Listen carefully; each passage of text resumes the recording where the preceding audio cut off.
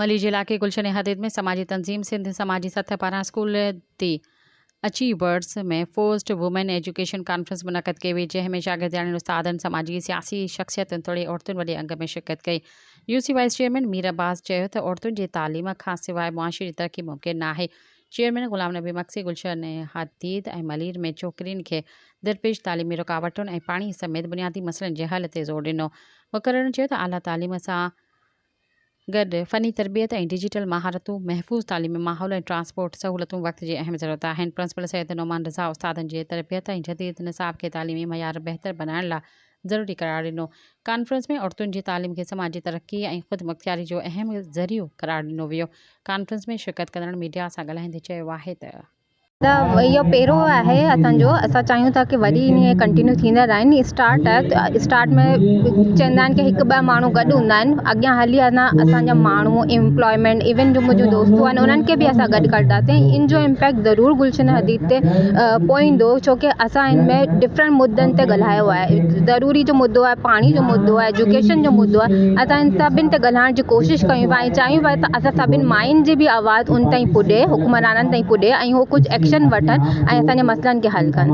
अॼु ॾाढी सुठी कॉन्फ्रेंस थी आहे गुलशन हदीद में। जेके मसइला आहिनि नियाणियुनि जे तालीम जे हवाले सां उन्हनि ते ॻाल्हि थिए, इशूज़ रेज़ कया विया आहिनि ऐं इंशाअल्लाह मूंखे यकीन आहे कि इन जो इलाही पॉज़िटिव इफेक्ट पवंदो ऐं हितां जो माहौल काफ़ी बहितर थींदो ताकि नियाणियूं ॿाहिरि अची सघनि ऐं पंहिंजी तालीम हासिलु करे सघनि। असांजे तंज़ीम सिंध समाजी सतह जो असल मक़सदु इहो ई आहे त जेके असांजे सिंध में ॻोठनि ऐं शहरनि में नियाणियुनि खे जेका तालीम खां महरूम रखियो वियो आहे ऐं उन्हनि खे, छो त हिकिड़ी ॻाल्हि आहे, ॾिसो छोकिरियुनि खे तालीम न ॾियणु असांजे मर्दनि जो बि कसूरु आहे। जेकॾहिं असांजा मर्द असांजे नियाणियुनि खे सपोर्ट करनि तालीम जे मामले में, त मुंहिंजे ख़्याल में त असांजूं नियाणियूं सभु तालीम जे मैदान में अॻिते हुजनि।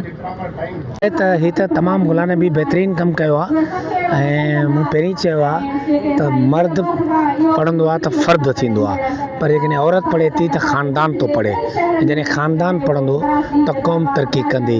ऐं उन करे असीं सम्झूं था त हिकिड़ो तमामु सुठो अमल आहे। हिन सां शऊर वधंदो, नियाणियुनि खे तालीम मिलंदी, नियाणियूं पढ़ंदियूं, नियाणियूं पढ़ियूं त क़ौम तरक़ी कंदी आहे। महिरबानी प्रेस जे तरफ़ां ऐं सभिनी दोस्तनि जे तरफ़ां। असल में ही मक़सदु इहो आहे असांजो त हिन इलाइक़े में गुलशन हदीद में जेको कराची जी दावा मुताबिक़ त सभिनी खां पढ़ियल लिखियल समाज आहे, पढ़ियल लिखियल माण्हू हिते रहनि था, उहे पंहिंजे मसइलनि खां लातालिक़ आहिनि। सो तालीम बुनियादी आहे। प्राइवेट स्कूल्स तमामु जेको पंहिंजो किरदारु कनि पिया, पर इहो हिकिड़ो असांजी इकोनॉमी ते, असांजे पंहिंजी जेब ते तमामु घणो भारी आहे। उन करे असांजी कोशिशि इहा आहे त हिन समाज में, हिन धरती ते, हिन गुलशन हदीद में स्पेशली गवर्नमेंट जी तालीम खे प्रेफरेंस ॾिनो वञे ऐं उन जा जेके बंदि पियल स्कूल आहिनि, कॉलेजूं आहिनि, जीअं कॉलेज जे लाइ चयो वियो त उहो मार्केट थो लॻे पियो।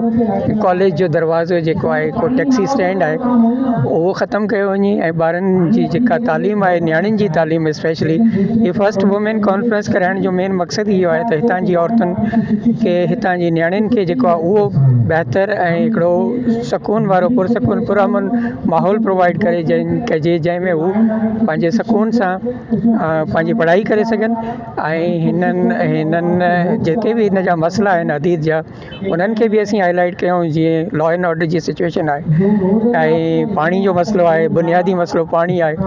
उन खां पोइ हितां जो जेको पढ़ियल लिखियल समाज आहे या पढ़ियल लिखियल माण्हू आहिनि, उहे अल्टरनेट वधीक कनि था। पाण जेको अफोर्ड करे सघे थो उहो बोरिंग बि कराए थो, उहो पाणी ख़रीद बि करे थो, पर बुनियादी तरह सां सॼी आबादी जेको आहे हिन वक़्तु उन सिचुएशन में न आहे त उहा इहे टैंकर ख़रीद करे सघे। ऐं हीअ कॉन्फ्रेंस करण जो मेन मक़सदु बि असांखे अवेयरनेस ॾियणु आहे।